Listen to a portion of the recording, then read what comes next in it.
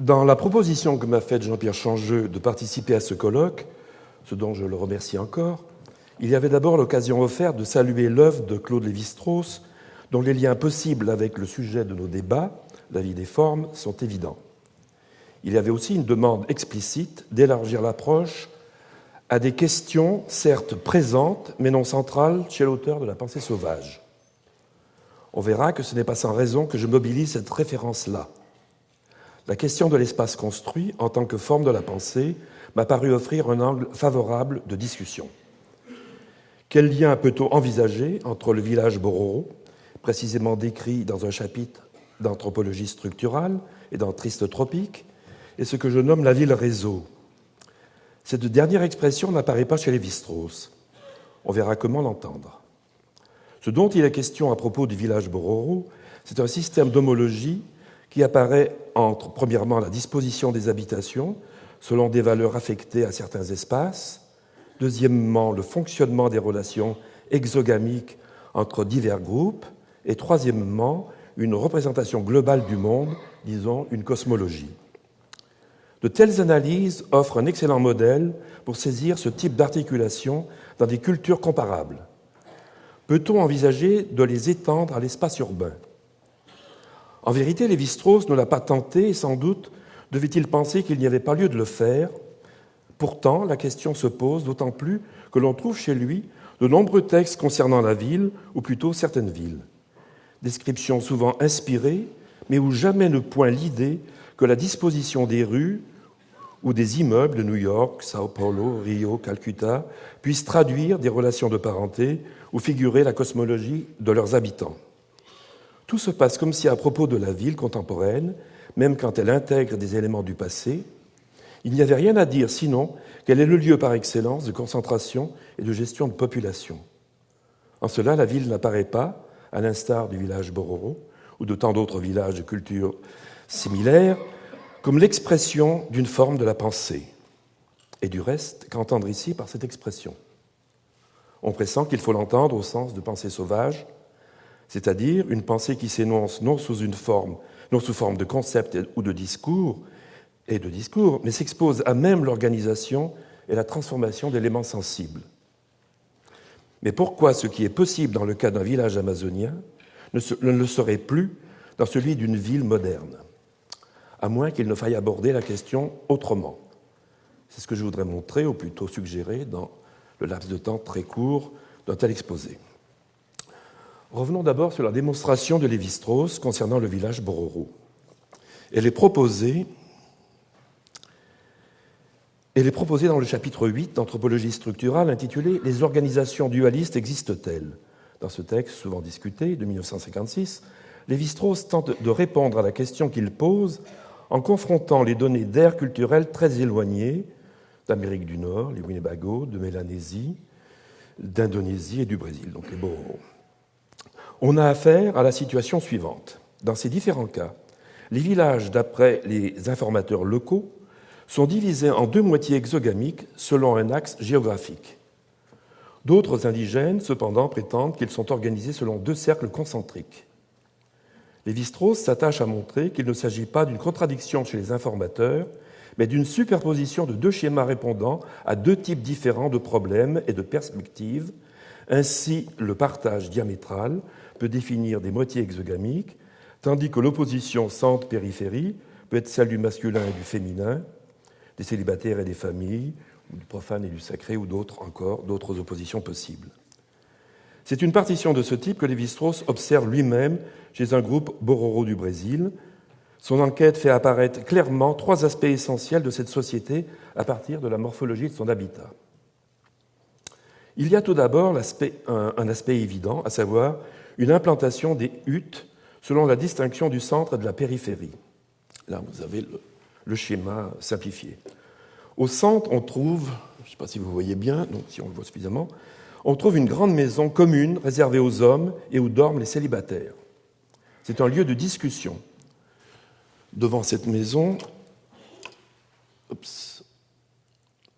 ici, donc devant cette maison des hommes existe un espace marqué par des piquets réservés aux danses et à divers rituels. Cet espace central est relié aux maisons individuelles par des sentiers qui partent en étoile, donc qui ne sont pas figurés ici. Ces maisons sont l'espace féminin, et cela d'autant plus que la règle de résidence est matrilocale. Près des maisons se trouvent les jardins cultivés par les femmes. Au-delà, c'est la forêt. Cette distribution concentrique traduit donc à la fois la différence masculin-féminin, déjà évoquée, l'opposition sacrée-profane, et sur sa limite, la distinction entre espace cultivé et espace sauvage. Une autre distribution importante apparaît aussi clairement, quoique moins visuellement évidente, et les fonctions de la division exogamique. Au nord, les cases de la moitié du groupe Serra, et en face, au sud, séparées par une ligne invisible, celle des Tougarés. Ici, ça a été représenté sur une division droite-gauche. En fait, c'est nord-sud. On a donc une claire répartition des moitiés exogamiques littéralement inscrites dans l'espace. Cependant, une division supplémentaire s'ajoute. Chaque moitié exogamique se divise elle-même en 3 groupes, supérieurs, moyens et inférieurs, les mariages devant se faire avec les conjoints de même niveau. Ce qui amène à poser cette question plus générale: comment les moitiés tenues à des obligations réciproques, demande Lévi-Strauss, exerçant des droits symétriques, peuvent-elles être en même temps hiérarchisées? Ah, il est là. Oui, non, il est là, oui. Oui, ça y est. Oui. Donc, j'en ai pas abusé, voilà. Toute la question sera de comprendre comment les règles d'alliance entre supérieurs, moyens et inférieurs convertissaient chez les Bororo, et là je cite, un système apparemment d'exogamie dualiste en un système réel d'endogamie triadique. D'où ces questions: quel rapport faut-il concevoir entre dualisme diamétral et dualisme concentrique? Cette question, estime Lévi-Strauss, est extrêmement complexe, mais permet déjà de réévaluer la distinction entre échange restreint et échange généralisé proposés dans les structures élémentaires de la parenté. La première forme, dit-il, est sans doute et avant tout un cas de la deuxième. Donc, c'est l'échange généralisé qui est la règle générale d'après cette analyse. Ce qui permettrait de formuler cette hypothèse, je cite, « Le dualisme concentrique est un médiateur entre le dualisme diamétral et le triadisme. » Fin de citation. Ce qui est possible, comme le montre l'auteur, parce que le dualisme diamétral est de nature statique, tandis que le dualisme concentrique est dynamique. Il est déjà en fait de type ternaire. Il y a donc une congruence remarquable entre la disposition spatiale des habitations, le fonctionnement des échanges exogamiques, l'assignation des positions sociales et la représentation du monde en général, inséparables de ce dispositif. En cela, on peut dire que la forme de l'espace construit constitue non seulement une expression d'une pensée, elle est cette pensée. Ce que cette remarque de Triste Tropique nous fera mieux comprendre, je cite, « La distribution circulaire autour de la maison des hommes est d'une telle importance en ce qui concerne la vie sociale et la pratique du culte que les missionnaires salésiens de la région du Rio das Garças ont vite appris que le plus sûr moyen de convertir les Bororo consiste à leur faire abandonner leur village pour un autre où les maisons sont disposées en rangées parallèles, désorientées par rapport aux points cardinaux, privées du plan qui fournit un argument à leur savoir. Mot important, les indigènes perdent rapidement le sens des traditions, comme si leur système social et religieux, qui sont indissociables, était trop compliqué pour se passer du schéma rendu patent par le plan du village, et dont leurs gestes quotidiens rafraîchissent perpétuellement les contours. Voilà pour le village Bororo. Lévi-Strauss ne nous dit rien de comparable à propos des villes, et pourtant, dans Triste Tropique, il nous éblouit avec d'étonnantes descriptions de paysages urbains, ainsi New York, dont il dit que l'on ne peut en saisir la beauté si on ne comprend pas que cette ville appartient à un autre ordre de perception. Je cite, « La beauté de New York ne tient pas à sa nature de ville, mais à la transposition pour notre œil de la ville au niveau d'un paysage artificiel où les principes de l'urbanisme ne jouent plus. » Ça continue dans ce style, à quoi plus tard, en 1977, fait écho un texte il s'exprime en ces termes, New York n'était pas la métropole ultramoderne que j'attendais, mais un immense désordre horizontal et vertical, attribuable à quelques soulèvements spontanés de l'écorce urbaine plutôt qu'aux projets réfléchis des bâtisseurs. Fin de citation. On pourrait citer ici bien d'autres textes remarquables concernant des villes comme Sao Paulo, Rio, Karachi, Chicago, quelques autres. De ces diverses descriptions se dégage cette certitude: la ville dont parle Lévi-Strauss, même quand elle séduit, ne semble pas le lieu d'un symbolisme particulier, ni même d'une rationalité exemplaire. En revanche, le village Bororo est un outil de pensée, voire une pensée en acte, un dispositif intelligent et signifiant, un opérateur symbolique complet. Pourquoi la ville ne l'est-elle pas? Il faudrait élargir la question: pourquoi désormais les formes de l'habitat collectif, et la ville au premier chef, ont perdu ces qualités qui font la richesse des espaces construits dans les civilisations prémodernes? Lévi-Strauss ne le dit pas en tout cas aussi directement, mais ses approches semblent le laisser entendre. On peut regretter qu'il ne tente pas de formuler plus clairement le problème. Ce serait pourtant être déçu trop vite. Il y a bien dans Triste Tropique l'esquisse d'une problématique. Elle se formule, il est intéressant de le remarquer, à propos de villes nouvelles du plateau central brésilien. Il s'agit de villes nées de la colonisation du Brésil intérieur entre le milieu du XIXe siècle et l'époque des enquêtes de Lévi-Strauss, c'est-à-dire la fin des années 30.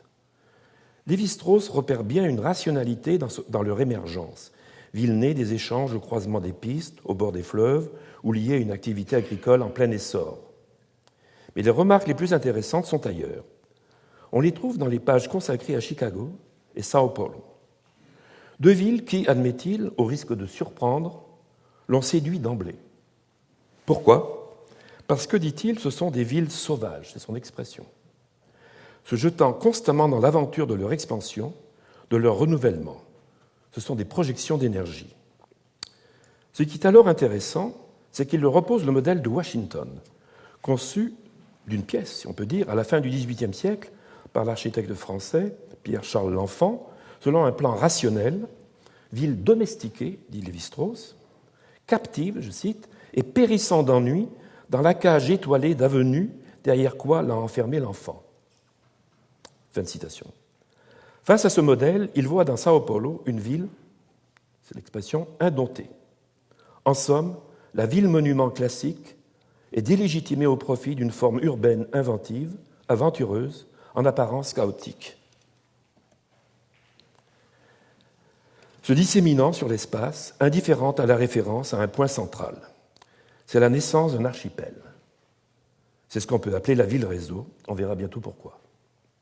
Au fond, toute notre question ici serait de comprendre ce qui a permis le passage de Washington, la monumentale et rigide, à Sao Paulo, l'aventureuse et flexible. Pour cela, quittons pour un moment Lévi-Strauss et demandons-nous où en est la ville contemporaine. Peut-on dire à son propos, et selon quelle perspective, que comme forme de l'espace construit, elle est ou n'est pas une forme de la pensée? Ce à quoi nous assistons aujourd'hui, c'est à l'expansion planétaire de lieux urbains formant des nébuleuses immenses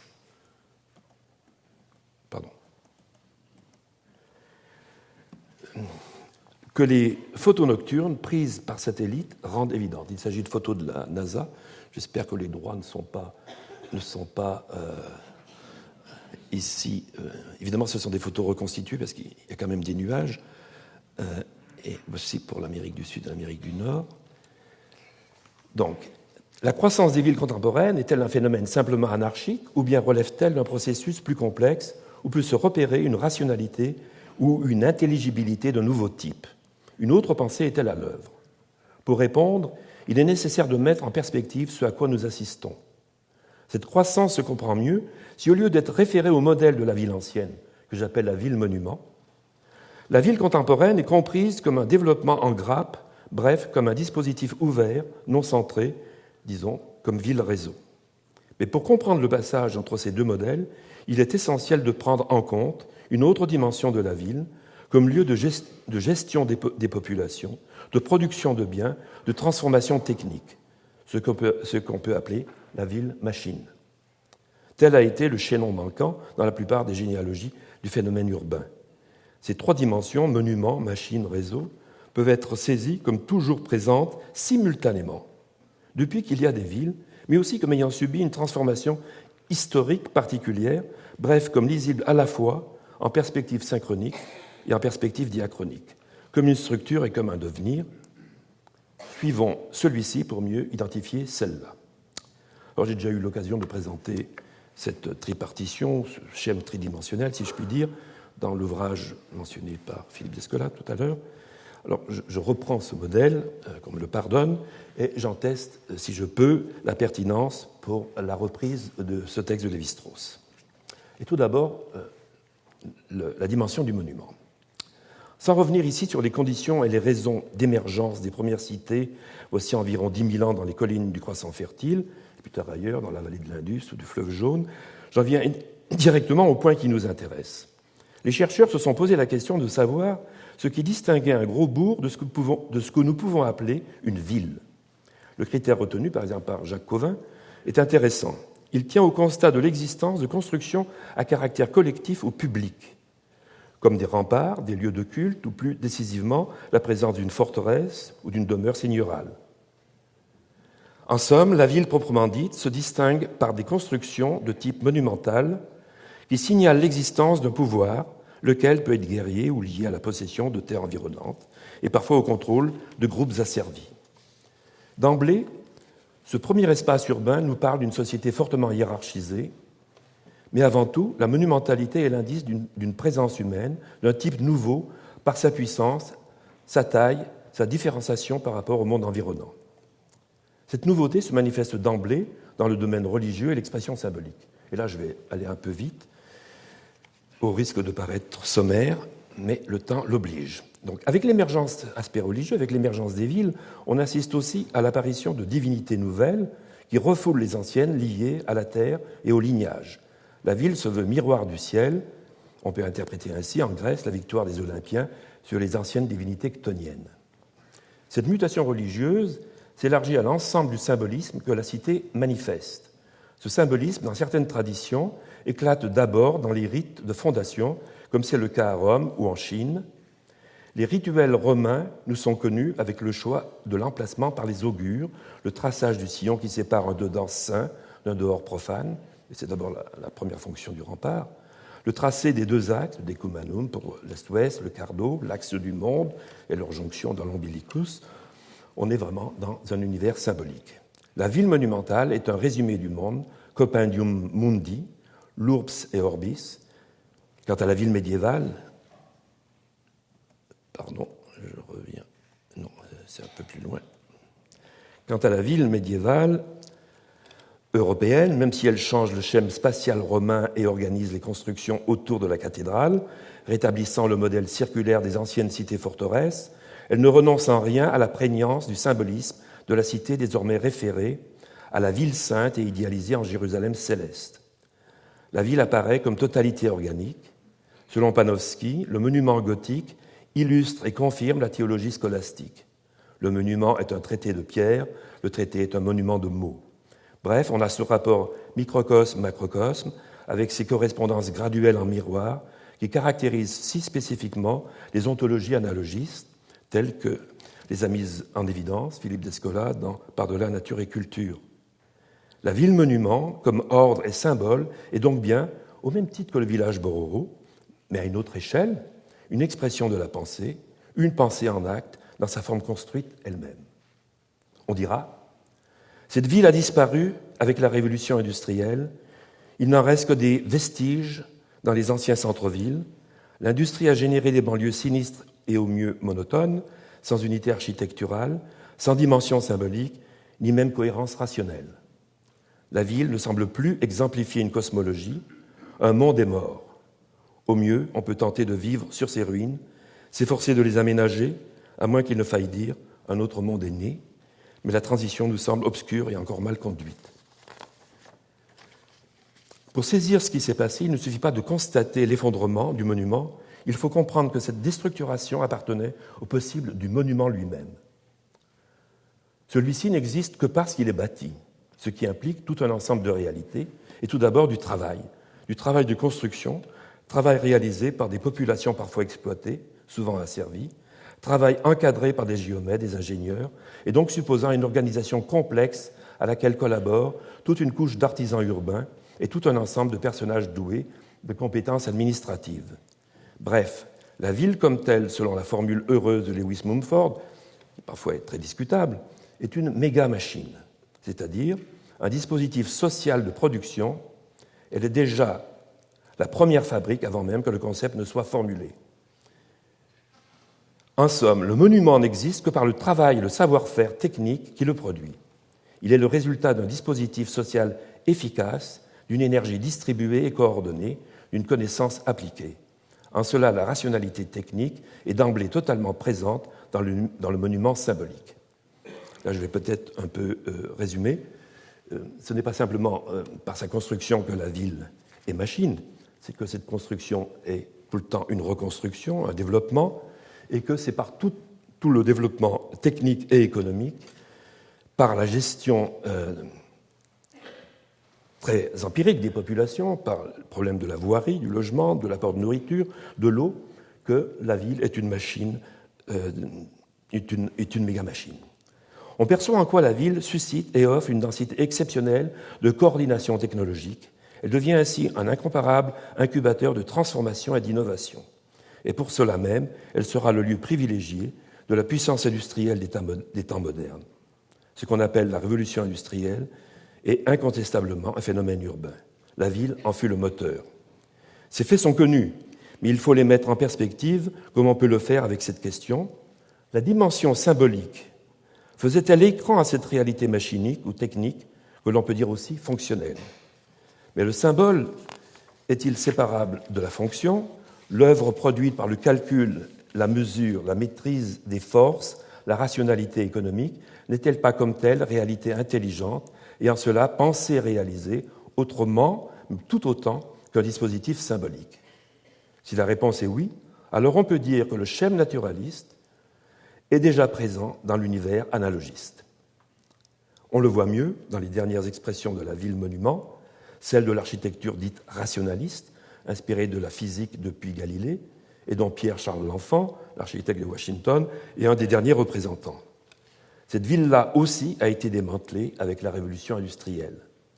La naissance des banlieues miséreuses sont un échec non seulement de la pensée, c'est surtout un désastre social. Tout se passe comme si, à un épuisement du symbolisme, s'ajoutait un vide de rationalité. Pourtant, n'est-ce que cela? Comment peut-on passer, comme Lévi-Strauss, d'une aversion pour la trop belle géométrie de Washington, de la Washington classique, à une attirance pour le désordre créatif de New York ou l'audace de Sao Paulo? Et j'en viens au dernier point. Une autre lignée du devenir urbain doit être ici identifiée, et avec elle, une autre possibilité se dessine. Elle n'est pas nouvelle. Je reviens à l'image de Sao Paulo. Ah, ça, nous avions le plan damier. Elle n'est pas nouvelle, elle ne vient pas après comme ce qui reste. Elle était présente dans le fait urbain émergent. Il se trouve que désormais, elle nous devient plus lisible. Elle nous permet de comprendre ce qui se passe aujourd'hui, non comme un mal nécessaire, mais comme une toute autre potentialité. Ce qui n'empêche pas qu'il y ait du mal dans cette affaire.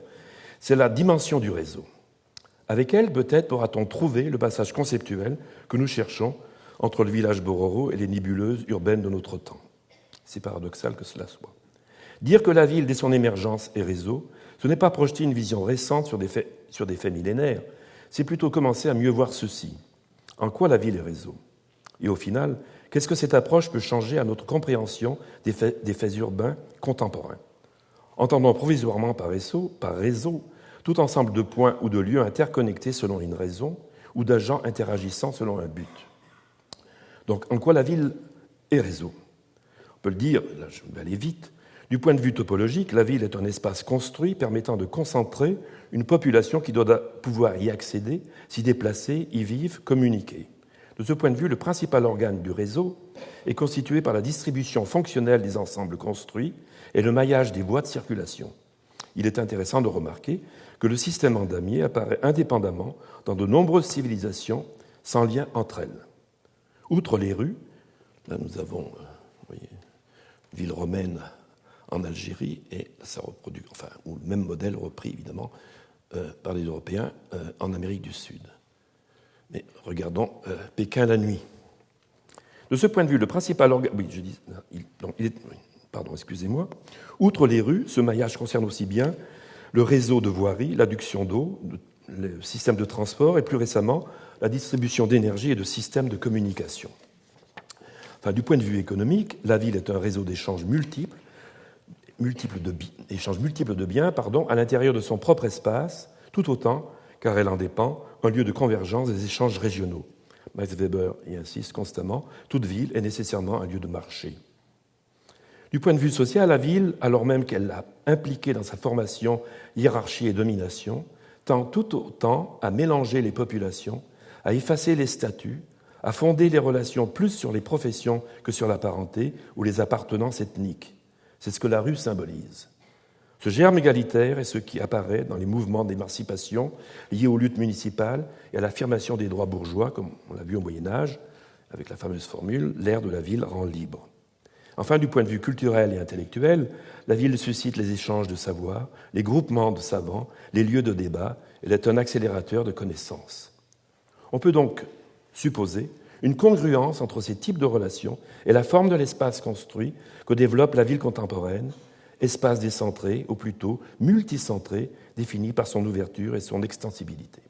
Donc, il y aurait beaucoup d'autres choses à dire sur le réseau, notamment sur des hypothèses géométriques faites par certains géographes comme Léon Lalanne ou Walter Christaller.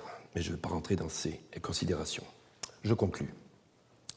La ville qui nous était apparue comme le lieu par excellence du monument, qui comme machine s'est révélé le lieu également par excellence des dispositifs en réseau, tant au niveau spatial que social, culturel, technologique et cognitif. Cette ville-là est celle dans laquelle il semble que nous sommes appelés à vivre.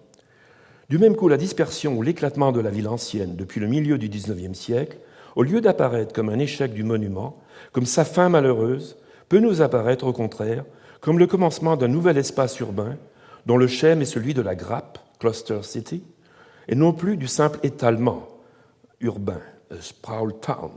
On le constate de plus en plus, les villes se développent comme des ensembles de dispositifs réticulés, comme des archipels d'habitation, où, en certains nœuds, sont assurés les services administratifs et l'accès aux biens de consommation, mais où se pose cependant, en nouveaux termes, la question des formes architecturales, de l'espace public, de la rue, du voisinage, de la vie commune. On pourrait dire que se forme la ville, ou plutôt l'espace urbain, de l'âge électronique. Selon quel modèle? Il est clair que pour certains théoriciens, que celui qui s'affirme, a sa référence dans le système neuronal. On touche ici à la question encore mal définie du cerveau collectif. Je n'oserais pas m'aventurer dans ce domaine. Je laisserai aux neurobiologistes, peut-être à Jean-Pierre Changeux, la possibilité de formuler une hypothèse. En tout cas, la fascination de Lévi-Strauss pour les villes du Nouveau Monde et leurs structures ouvertes a peut-être à voir avec le dispositif de transformation non limitée des récits mythiques qu'il a mis en évidence dans le cas des deux Amériques, dans leur corpus de récits. Ce serait une bonne raison de supputer la possibilité d'un passage conceptuel chez lui entre le village Bororo et la ville réseau, car celle-ci est tout autant, mais selon d'autres modalités, une forme de pensée. Je vous remercie.